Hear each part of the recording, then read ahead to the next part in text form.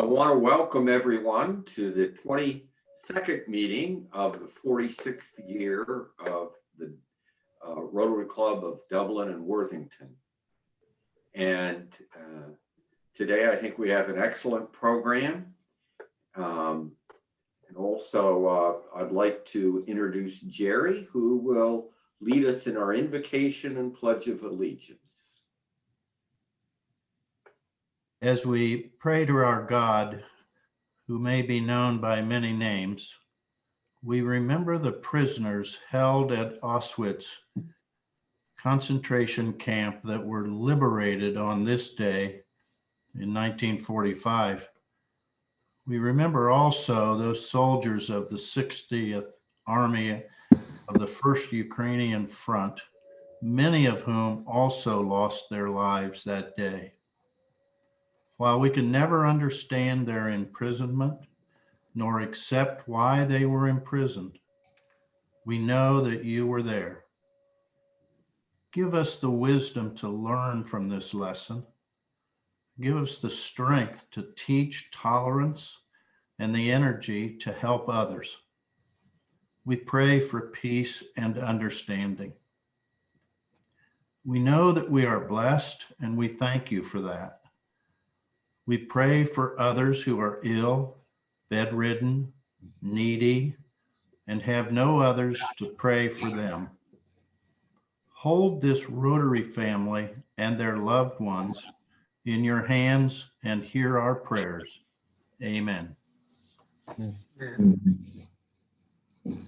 I pledge allegiance to the flag of the United States of America and to the republic for which it stands, one nation under God, indivisible, with liberty and justice for all.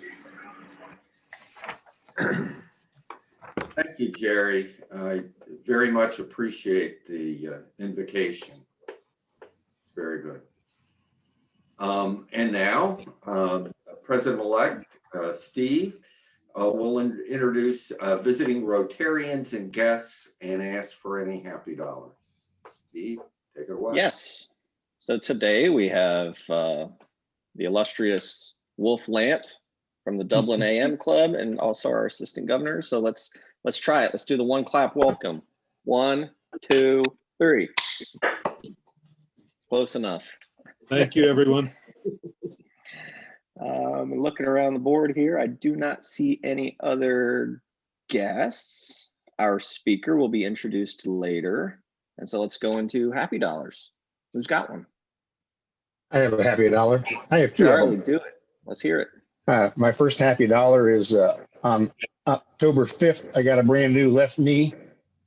And on November 19th, I got a brand new right knee.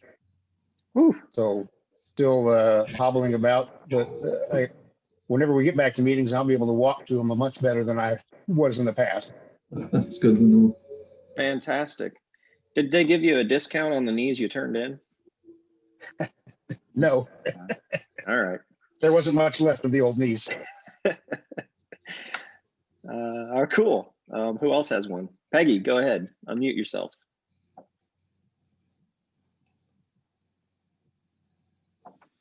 There it is. We have a happy dollar. Our granddaughter that's a junior up in St. Mary's, Ohio, just was sworn into the Ohio National Guard. Fantastic. More than I could do. I have a happy dollar. Charlie mentioned in his reconstruction. In May, I had my right hip done. In September, I had a left knee, and in December, I had the right knee. And I am recovering. It's been 5 weeks on the last operation, and I'm almost back to normal. I'm very, very thankful that I healed so quick. Good. That's awesome, George. I'm still waiting for you to show up with the Darth Vader helmet next, one of these times. We're halfway there. Yeah. Who else? Anybody else got one?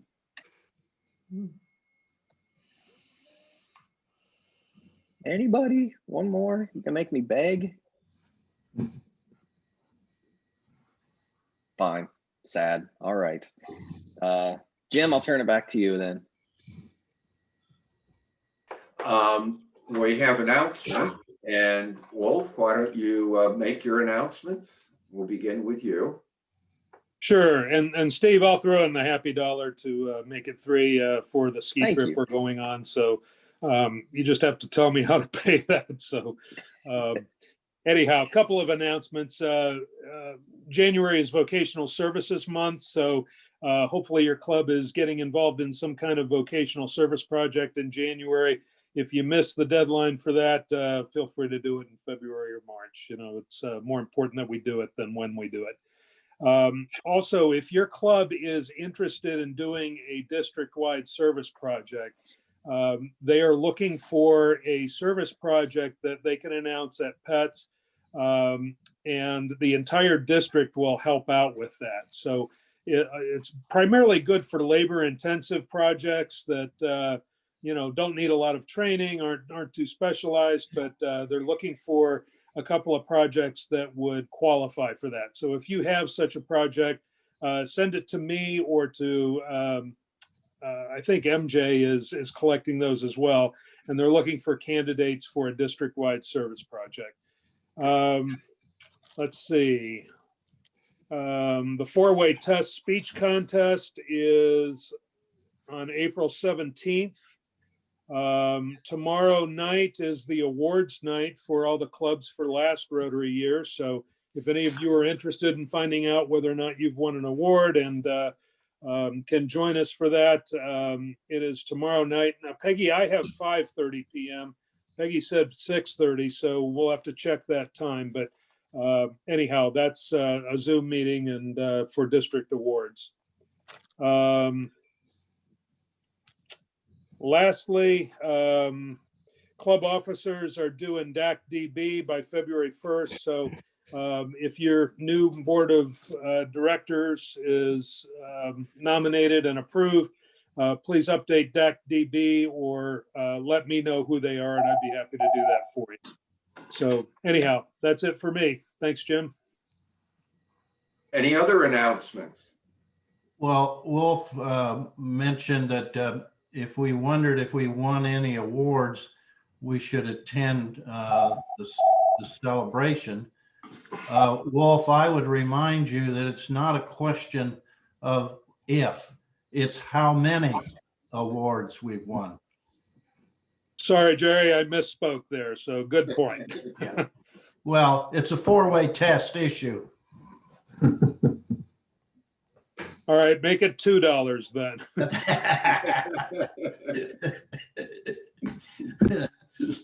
The treasurer always likes words like that, Wolf. Thank you. Any other announcements? Yes, I have one.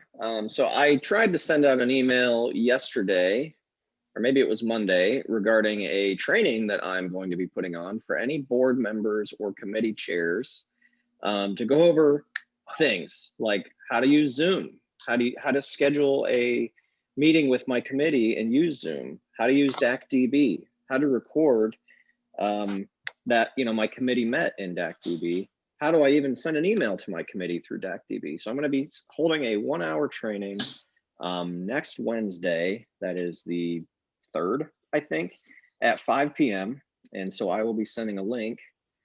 I'm hoping that we can get great participation because I think, you know, through COVID and through, you know, this seemingly never ending virtual world we're going to live in, we should all try to be up on the tools and technologies available to us as a club. Thank you.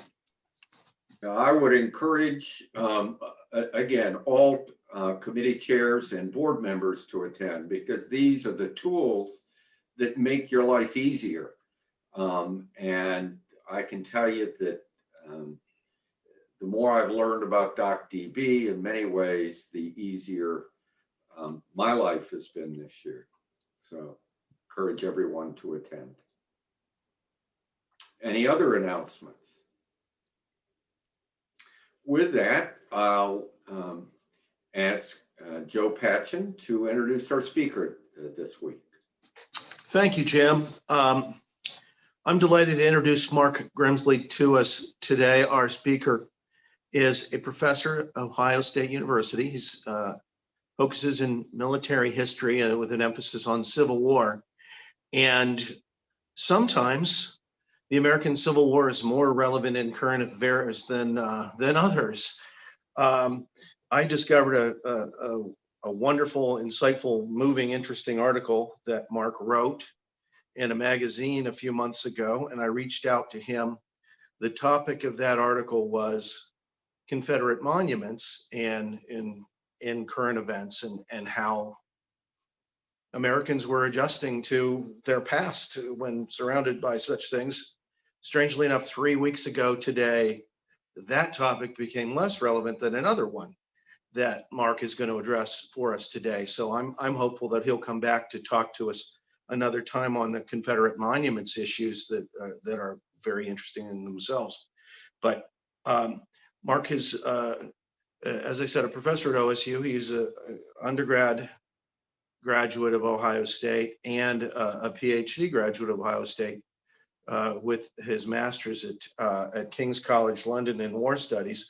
He has many publications and books to his credit, and is a very interesting guy who is very keenly aware of the past as it protrudes into our daily lives here. And I'm glad to hear from him today. Thanks for joining us, Mark.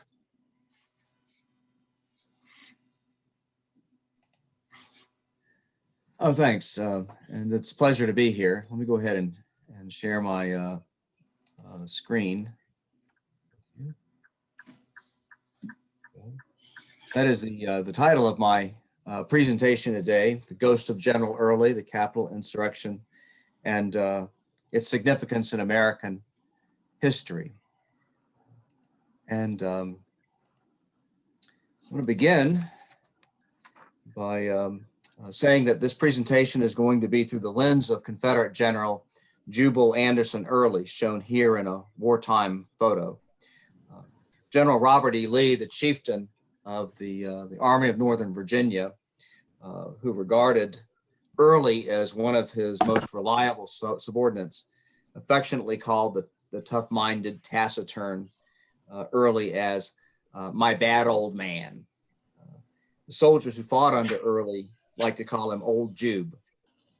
Growing up, Early was actually a personal hero of mine, for in June 1864, he saved my hometown of Lynchburg, Virginia, from capture by the Yankees. He then went on to carry out a daring raid on Washington, D.C., an operation that nearly cost Abraham Lincoln a second term as president. But I want to talk about Early, whose body has rested in Lynchburg since his death in 1894 at the age of 77, not so much as a general, but as a man. And the conceit I'll use is to imagine what the ghost of Early might have thought of the Capitol insurrection had he been able to look down from Valhalla, for if his spirit survives anywhere, it's in Valhalla or someplace like it. So let me take a moment to tell you about him. Jubal Anderson Early was born in Southwest Virginia in 1816. He attended the U.S. Military Academy, graduating in 1837, but after a year, he resigned his commission and spent most of his pre-Civil War career as a lawyer, prosecuting attorney, and delegate to the Virginia State Assembly. He belonged to the Whig Party, the same party as an ambitious Illinois man, only slightly older than Early, named Abraham Lincoln.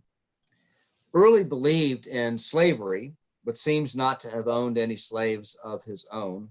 That wasn't unusual. Only 1 in 4 Southern families did.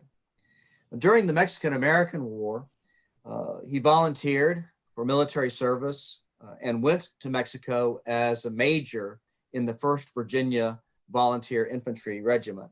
But the regiment arrived too late to participate in any fighting. He was 32 years old when he returned to Virginia to resume his career as a lawyer. And it was during his 30s that he saw the political culture of the United States become as toxic as it is today. And notice I say as toxic, not more toxic, because most historians agree our current political culture is about as bad as it has ever been. In 2021, this toxic political culture focuses on an attempt by some Americans to demonize other Americans as being supposedly hell-bent on destroying the American Republic. From 1848 to 1860, this dynamic was precisely the same. The underlying argument amounted to this: was the United States at bottom a free republic that had pockets of slavery, or was it a slave republic that had pockets of freedom? In the mid-1850s, the Whig Party fractured over this issue and soon vanished from the political scene. Today, few Americans have even heard of it. Replacing it were two new parties. The American Party, more usually called the Know Nothings.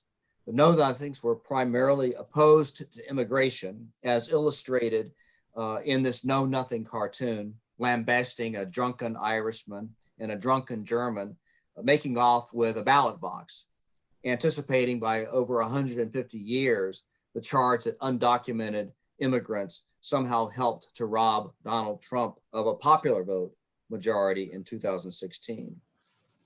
The other new party was the Republican Party, primarily opposed to the extension of slavery into the federal territories beyond the Mississippi River.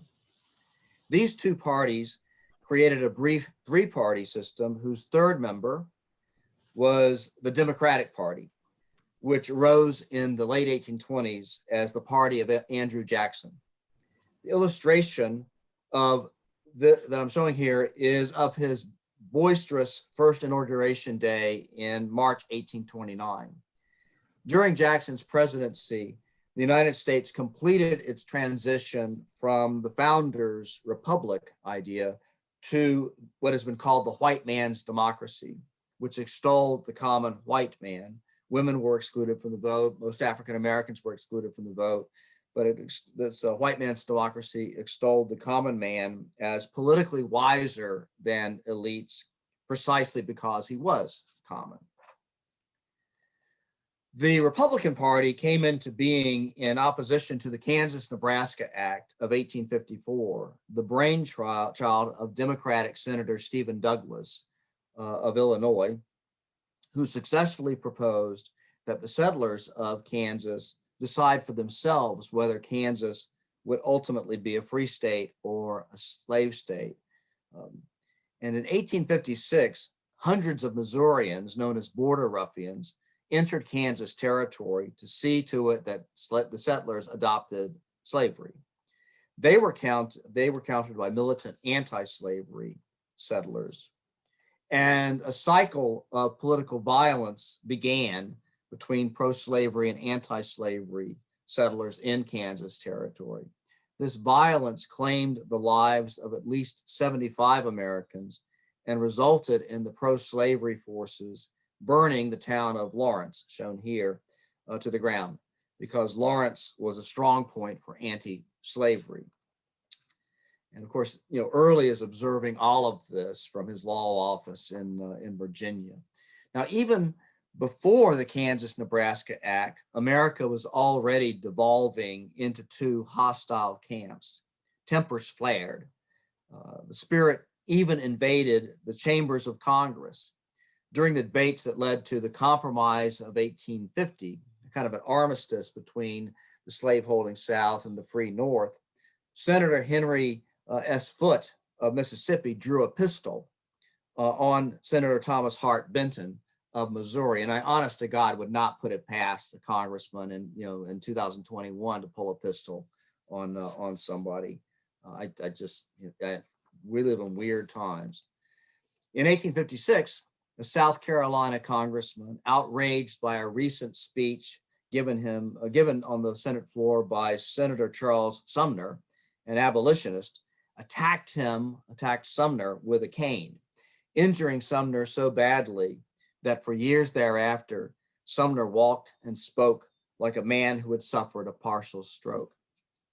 Far from being censured or thrown out of Congress after the attack, Brooks received numerous gifts of canes, one of them inscribed, "Hit him again." The next year, the political crisis, wait a second, I'm missing a page here. Let me back up. 3 years later, it's 1859, the abolitionist John Brown, who had murdered several settlers that he erroneously thought as being pro-slavery. This was in Kansas earlier. Brown led 19 men on a raid to Harper's Ferry in what is now West Virginia, intent upon seizing a U.S. Army armory there, distributing the weapons to slaves, and starting a massive slave insurrection. The raid failed. Brown was tried and sentenced to hang. And just before his execution, Brown handed his executioner a piece of paper with the words, "I, John Brown, am now quite certain that the crimes of this guilty land can never be purged away, but with blood." The next year, the political crisis came to a head in the presidential election of 1860. The Know Nothing Party was no longer a force. Its members had joined either the Republican Party or the Democrats. Jubal Early had already joined the Democratic Party when the Whig Party collapsed. Now, the Democratic Party split in early 1860 over the issue of whether or not the defense of slavery should be absolute or not. The Southern wing of the party contained members who openly advocated secession if Lincoln won the election.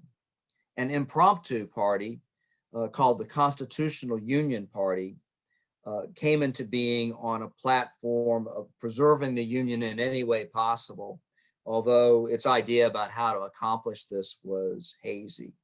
And so in 1860, the election became a kind of a four-way contest, or more precisely, two regional contests, because in the North, it was between Northern Democrat Stephen Douglas and Republican nominee Abraham Lincoln, who, by the way, did not appear even on the ballot in most Southern states. In the South, Southern Democrat John Breckinridge of the form of the Democrats who wanted an absolute defense, categorical defense of slavery, squared off against John Bell of the Constitutional Union Party. In the November election, Lincoln won the election with just 39.6% of the popular vote, but a decisive margin in the Electoral College. And this frightened the Deep South very badly, because they feared that the Republican Party, notwithstanding the Republicans saying we only oppose slavery in the extension of slavery into the Western territories, it's okay where it already is. The Deep South wasn't buying it. And led by South Carolina, the states of the Deep South seceded from the Union during the winter of 1860, 1861. The states of the Upper South, including Virginia, held special conventions to consider whether or not to leave the Union. These were held in the Virginia state capitol, shown here. Jubal Early was a delegate at both of these conventions. He accepted slavery as the natural order of things, but argued for staying in the Union, partly because he thought the right to hold slaves would still be protected within the Union, which actually at several points tacitly recognizes and vows to protect slavery as right in the Constitution. And indeed, slavery had always been protected within the Union.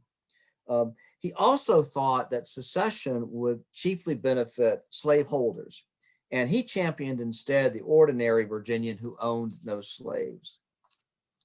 Well, Virginia's first secession convention voted to stay in the Union, but the firing on Fort Sumter by the fledgling Confederate States of America, composed of the Deep South states, on April 12, 1861, led Lincoln, newly inaugurated, to call for 75,000 volunteers to suppress the rebellion. This triggered a second Virginia secession convention that voted the Old Dominion out of the Union on April 17th. The vote was 88 to 55, with Early among the 55 who voted no, who voted against secession.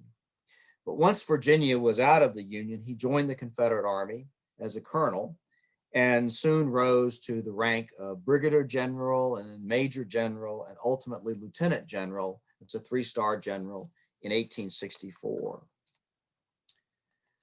Well, now I want to flash forward 157 years from 1864 to January 6, 2021. And you already know what happened. The storming of the US Capitol is one of those events that you know, the instant it occurs, will reverberate in history. And I missed it because I was taking a nap. And by the time I woke from my nap, just after 4:15 p.m., I found that the Capitol building was in the hands of hundreds of militant Trump supporters. We now estimate about 1,000 inside the Capitol. And President Donald J. Trump, at about the same time that I woke up, was speaking to them consolingly. I know your pain, he said. I know you're hurt. We had an election that was stolen from us. He said, the President of the United States said this in a minute-long video distributed via his Twitter account. It was a landslide election, he continued, and everyone knows it, especially the other side. But you have to go home now. We have to have peace. We have to have law and order. This was a fraudulent election. We can't play into the hands of these people. We have to have peace. So go home. We love you. You're very special. You've seen what happens. You've seen the way others are treated that are so bad and so evil. I know how you feel, but go home in peace. At 6:01 p.m., the president followed this up with this tweet. Twitter promptly slapped a warning on it, then thereafter deleted both the video and the tweet. I don't know about you, but it took me a while to wrap my head around what had happened. But soon news reports began to emerge detailing what had happened inside the Capitol, accompanied by dozens of videos and photos, including this one, which I confidently predict will be in US history textbooks for decades to come.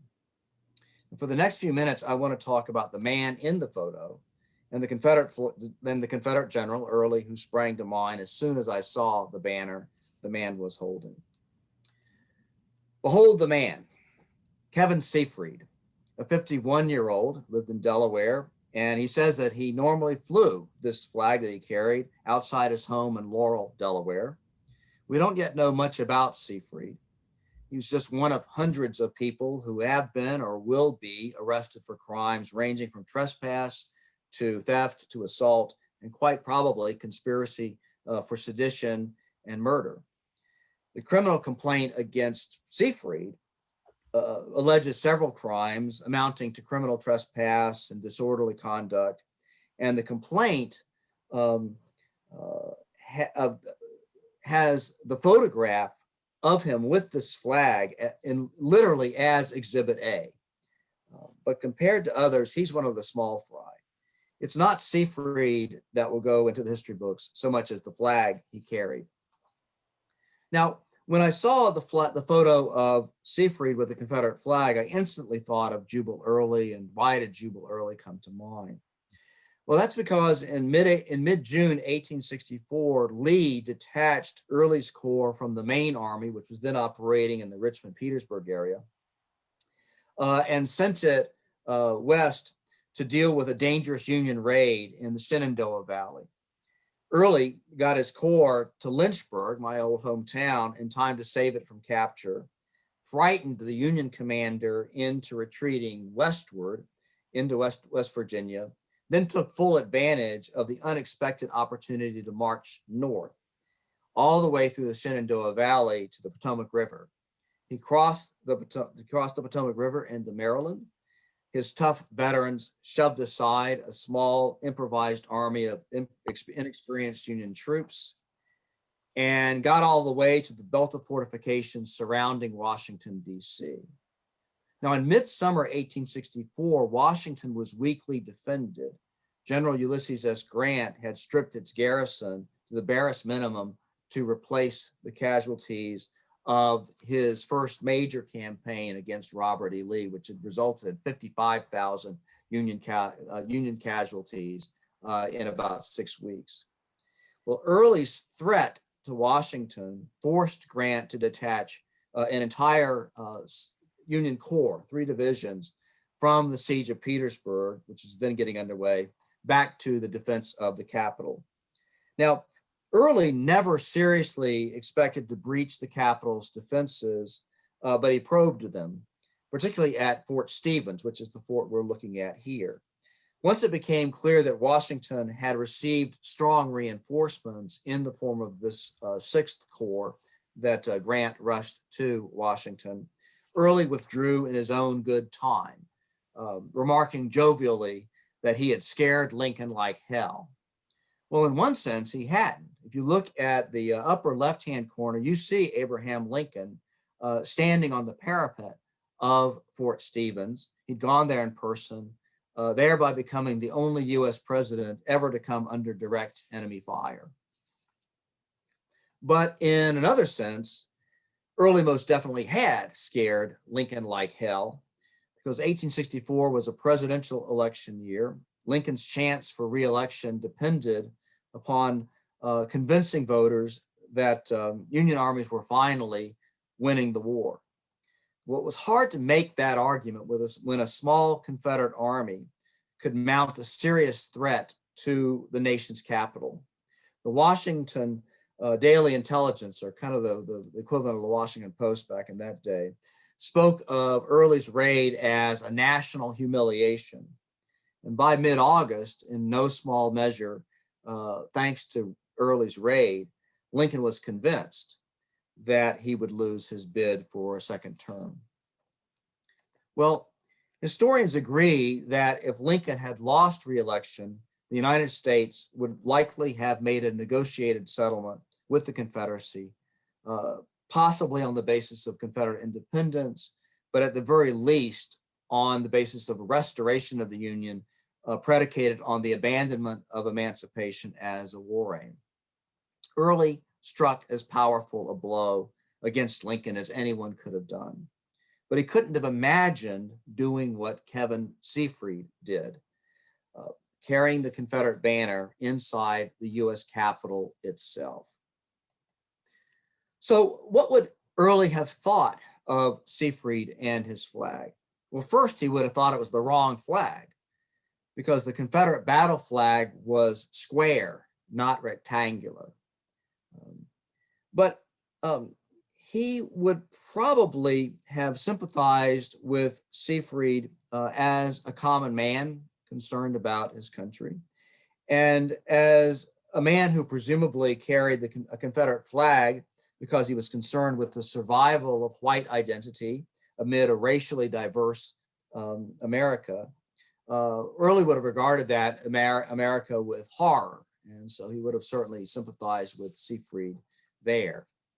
Well, shifting to the 1,000 other rioters that stormed the US Capitol, Early would have noticed the presence of such right-wing paramilitary groups such as the Oath Keepers, organized in 2009 by Stuart Rhodes, a former Army paratrooper, lawyer, and staffer to Republican Congressman Ron Paul.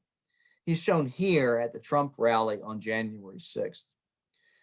Rhodes has argued that the military service personnel and law enforcement officers who once swore an oath to defend the Constitution forever carry that oath inscribed in their hearts. And he's argued for years that the government in Washington no longer follows the Constitution, so that they are the true embodiment of the spirit of constitutional obedience. Well, Rhodes did not participate in the storming of the Capitol, but a number of Oath Keepers did, including a 65-year-old leader of the Oath Keepers, Thomas Edward Caldwell of Virginia, the same state that Early came from. Caldwell has been charged with planning and coordinating the deadly January 6th attack on the Capitol. He was charged with this just yesterday and became the first to face conspiracy charges in the case, according to reports. Well, the Oath Keepers were among a disparate group of extremist organizations and other far-right militants. We know of at least 4 paramilitary groups, and we also know about clots of neo-Nazis, neo-Confederates, and Holocaust deniers who were also inside the US Capitol. These groups track back ideologically to the political violence that destroyed the Republican governments that were established in the former Confederate states after the Civil War. This illustration shows the aftermath of the worst single incident of that violence when the Louisiana White League, a paramilitary organization largely composed of former Confederate veterans, killed about 150 African Americans in Colfax, Louisiana, over the results of a disputed state election. During those years, Jubal Early was a prime mover behind the creation of the Southern Historical Society, which worked for decades to legitimize the Confederate cause and helped to establish the view, which by 1900 was the dominant interpretation of the Civil War North and South, that Union and Confederate soldiers had fought for different but morally equivalent visions of the American Republic. This viewpoint, in turn, legitimized the Ku Klux Klan's attacks on African American militias during Reconstruction, reenacted here in D.W. Griffith's famous 1915 film, Birth of a Nation. Now, Birth of a Nation led directly to the refounding of a new Ku Klux Klan as a fraternal organization that was anti-civil rights in the South. This used to be, when I lived in North Carolina before I lived in Lynchburg, we used to drive past this billboard on our way from Raleigh, where we lived, to New Bern, where my grandparents lived. So I saw this thing when it was up there. So in the South, it was primarily anti-civil rights. But in the North, where it was even more popular, it was anti-Black, but also anti-immigrant, anti-Catholic, and attracted even more followers than in the South. This photograph shows a Klan rally in Dayton in 1923. And so this background explains the meaning behind the Confederate flag that polluted the nation's capital on January 6th. And Jubal Early would surely have been impressed that Kevin Seafried managed to do what Early's Confederate Army could not: plant the Confederate battle flag in the US Capitol building itself, a political coup that would surely have destroyed Lincoln's chance of re-election and assured a favorable outcome for the Confederate South. The storming of the Capitol offers a foretaste of greater extremism, which I think is yet to come, unless we work actively to eliminate the toxic political culture that has made it possible and perhaps inevitable. Now, make no mistake, we can lose this democracy. I think we're in the process of losing it today, and I am far from alone in this. Many political scientists, many historians, many other scholars, think in all seriousness that that this is a clear and present danger. And I think we have no more than a decade before we reach a point of no return. And so I leave you with this warning from Sophocles: far-stretching, endless time brings forth all hidden things and buries that which once did shine. The firm resolve falters.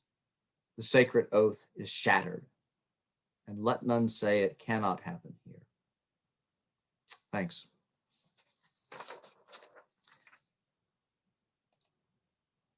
Okay. I think we have time for me to take a few questions. Is that correct?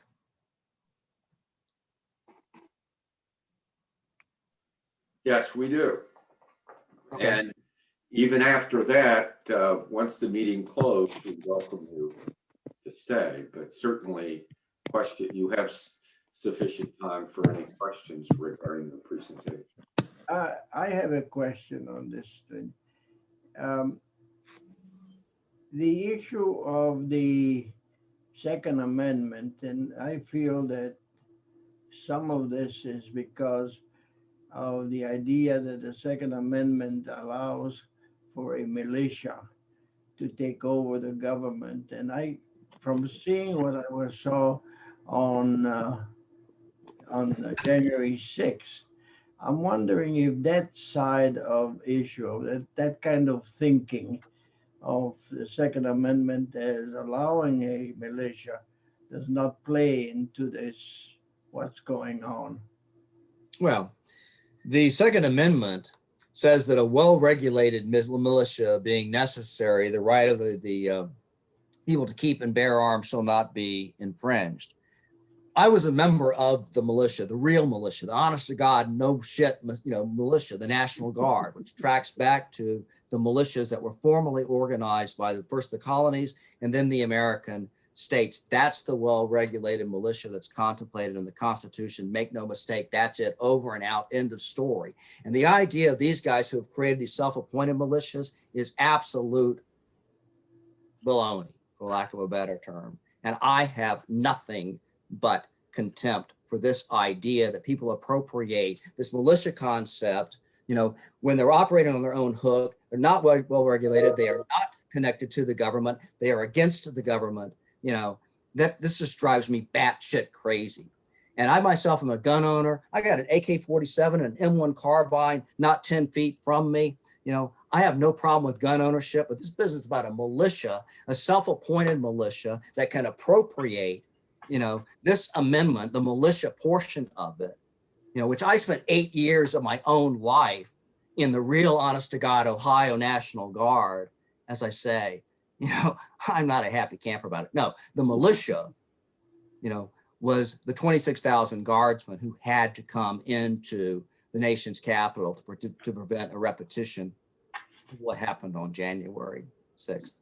But the issue is that between your own feelings and the group of people who feel that the militia, that the Second Amendment authorizes this non-regulated militia, because from what I've been reading and watching, there are groups of people that actually see the Second Amendment as authorizing what happened on January 6th.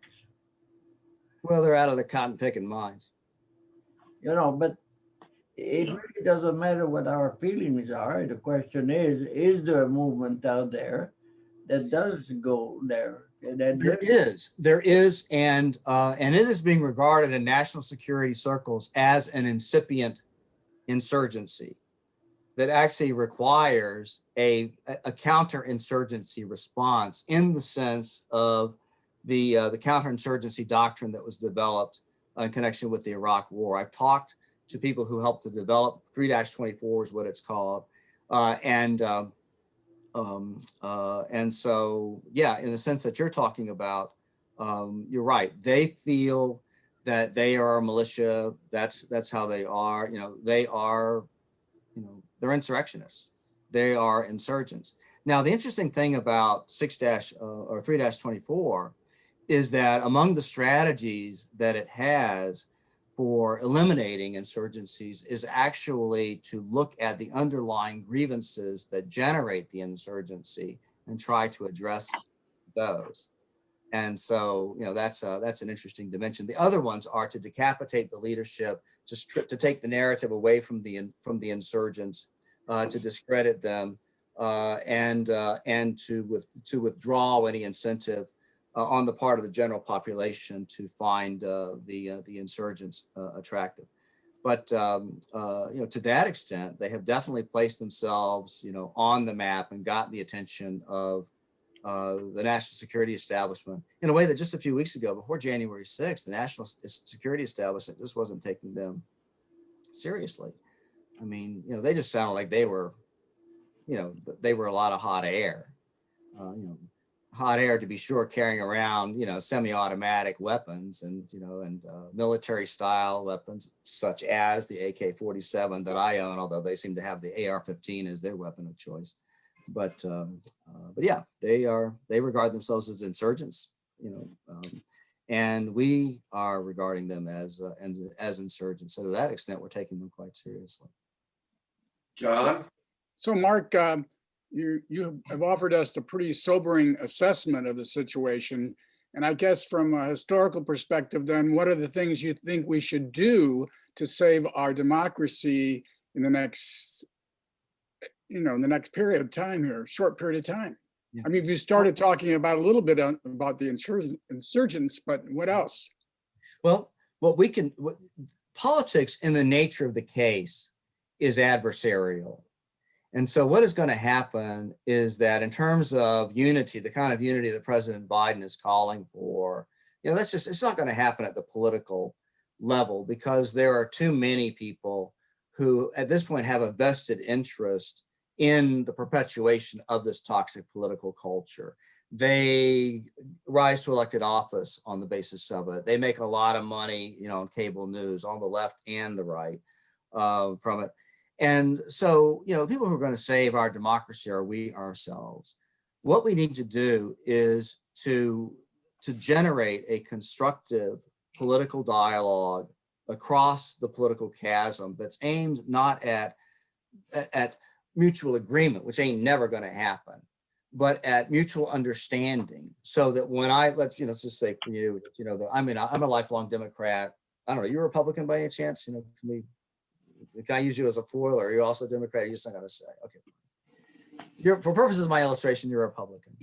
Well, when we're talking face to face, and we have a skill set that allows Was a Republican. Was a Republican. Okay, all right. I can understand why that may have changed in recent years, but at the same time, the Republican Party, I think, has always been, until recently, the last few decades, was actually a good counterweight to the Democrats. And I would like, the Republicans are basically about to devolve into a civil war. I would like to see them resolve their issues. I would not like to see the Republican Party splinter.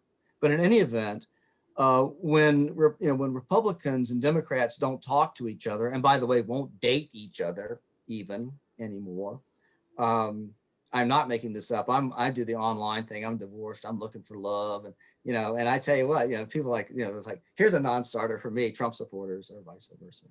So, we have to get past, that and to see one another as human beings and to understand the other side. And what this will do is this will bring the competition between the two parties back to the level where it was in the 1970s, where certainly compared to the way things are now, the political establishment was able to legislate successfully, had a degree of comity, kind of get along, go along, and so forth, and was interested in governance in a way that many politicians at all levels are no longer interested in politics.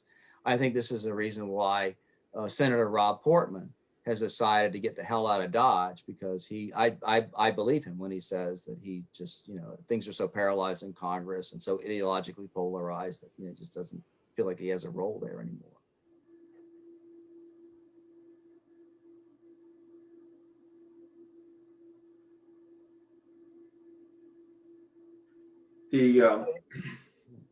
There is a line that first casualty of war is the truth. And I'm wondering if that should be reversed from your viewpoint. Well, here's the thing. Never in human history has it been possible to acquire more information on your own, more factual information on your own, about, truth, about what the facts are, And yet what we do instead is, you know, we get this meme or we get this really tendentious news story. We don't check it, you know, and then we retail it, you know, on social media, you know, Facebook, Twitter, and so on. I got something from a high school classmate the other day that just, you know, it was like it was the last straw. It was a meme that has on the Trump administration, you've got, you know, Trump there with a bunch of American servicemen, and they're all, you know, they're all buddies and stuff like that. And then below it are the National Guardsmen who briefly were in the Senate garage because of some kind of snafu. And like this is supposed to be the Biden administration. That meme was created not to make any kind of argument. It was created to spin people up. And so is a lot of honest to Pete fake news, stuff that, you know, can readily be debunked even by yourself if you just, you know, just run a Google search on your own, you know, for other news stories and for facts. And if you don't want to do that, there's plenty of fact checking services that are available, and then they will provide the links for you to determine the truth for yourself. But there are a lot of people, and I encounter them. I mean, I'm not in an academic bubble. I hang out at a bar where, you know, it's mostly Republicans, mostly Trump supporters. And one time we were looking for a statistic, and it was a statistic that would have been found in the Bureau of Labor Statistics. But the Google search, you know, the first place where the statistic was the New York Times. And the guy that I was talking to ruled out the New York Times a priori as a source that he would trust even on, you know, a basic fact.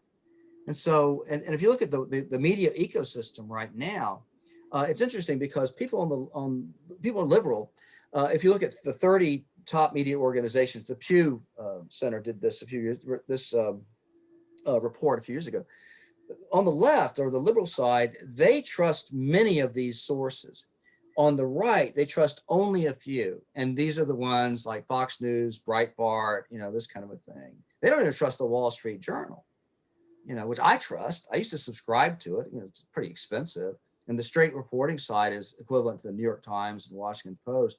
And for conservative opinion, I go to the National Review, the Dispatch, the Bulwark, and so forth. But honest to Pete, you know, you can find this information on your own if there is the will to do so. Truth is the first casualty because people want to be angry, honestly. And I've talked to psychologists who actually say that you can get addicted to anger because it releases, you know, hormones. You can release something akin to endorphins. People are addicted to anger. They want to be angry, and they go to sources that are going to make them angry. And those are there. Wolf? I just wondered if you, those were all great points, by the way. I just wondered if you had a chance to view the Social Dilemma movie that's out on Netflix. You know, that's a great treatise on why inaccurate reporting is becoming so popular these days. You know, people tend to click on sensational news and tend to be more interested in stories that aren't true than are true. So it's kind of a self-perpetuating dichotomy between the left and the right because everybody's clicking on their own version of the truth and getting more and more of that fed to them by virtue of those clicks. Yeah, I've actually seen The Social Dilemma twice. I watched it on my own, and then over the weekend, I watched it with my 9-year-old daughter. And yeah, I mean, actually, when I was watching it, it's like 90 minutes long, and I'm thinking after a while, it's like, you know, because it's all about being manipulated. And then I began to notice how much the documentary was manipulating me, and you know, because it has like dark, eerie music, and you know, and a lot of it. So after a while, it's like, okay, I can read the same stuff a lot quicker, and I found myself a long article that dealt with it. But I watched the entire documentary, and yes, one of the things that it says along the lines of the point that you make is that false news spreads at a rate of 6 times that of, you know, actual facts, and that nobody controls this. We've created this Frankenstein monster that is a function of algorithms that, you know, don't understand anything about truth, don't care about truth, that basically deal with, you know, engaging people. And it turns out that extreme views and conspiracy theories and stuff like that engage people. People click on it. And then, you know, the algorithm is like, well, I'm going to feed this person more of it. notwithstanding my search for love, I actually have a girlfriend whose sister is a true believer in the QAnon conspiracy. And I mean, even after the storm failed to materialize on January 20, the backup is March 4th, which is the original inauguration day in the Constitution, and so they're looking for, so some people in the QAnon are like, the storm didn't happen, but others are hanging in there. So, and it's social media that's driving this train. You're absolutely right. I've been in the publishing business, and good news don't sell papers. No. Sad news, bad news. I'd sit in on meetings where the editor would say, we need a good murder in town if we're going to sell any papers. It's like when the eyewitness news format emerged on local stations in the early 1980s. If it bleeds, it leads. And that has now gotten over into the news divisions at the national level, because they used to be loss leaders. They were all about prestige, and they weren't expected to do what essentially amounts to infotainment and like an inspirational stories and that kind of a thing. And all of them, I mean, honest to God, if there is a fiery crash in Australia, if it wasn't on video, we'd never hear about it. It's got this awesome fiery crash. It goes on national news. And so I agree with you that good news doesn't sell papers, except bad news does. As ever, man bites dog stories, sell. Fear sells, and fear also motivates people to go to the ballot box, and politicians know this. And this is something that has been true for our entire history. I have a quick question. What do you think of the George Soros news or fake news or conspiracy that's floating around? Man, George Soros, what a boogeyman.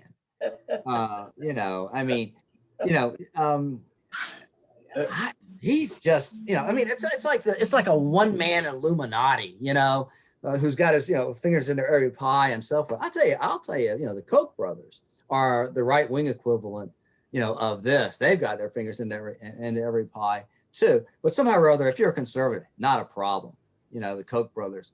George Soros, I tell you, it's just, the guy's magic. And supposedly. And I don't mind anybody participating in the political process. Certainly not what's, Citizens United, that Supreme Court case.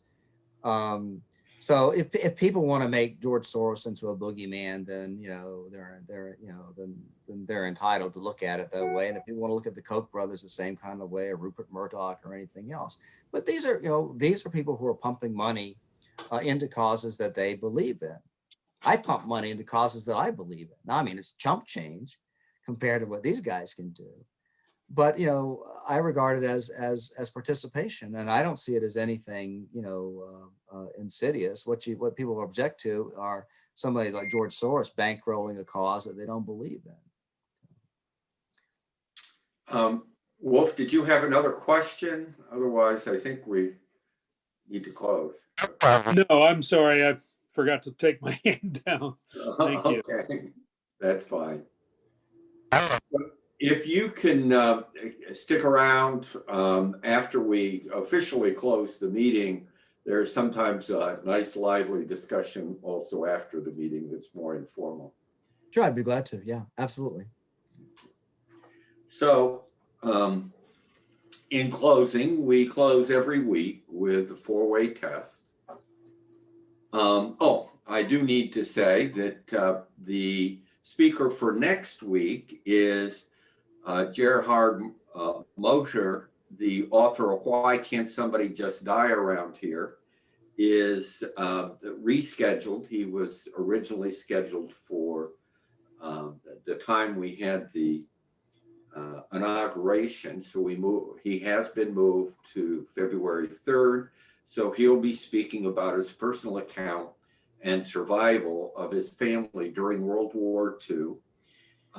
In Germany, fleeing communism, nearly starving, and the immigration to the United States live the American dream. So please, if you can attend, I think that's going to be an excellent presentation next week. So as we close the four-way test of the things we think, say, and do, first Is it the truth? Second, Is it fair to all concerned? Third, will it Will it build build goodwill, goodwill better and friendships? friendships? And fourth, will Will it be beneficial to all All concerned? concerned. Again, thank you for attending today, and if you'd like to stick around and speak to Mark further about the subject, please be welcome. If you just want to chit chat, you can hang on too. But again, thank you for all attending, and officially the meeting is over, but I will keep the line open for the time being.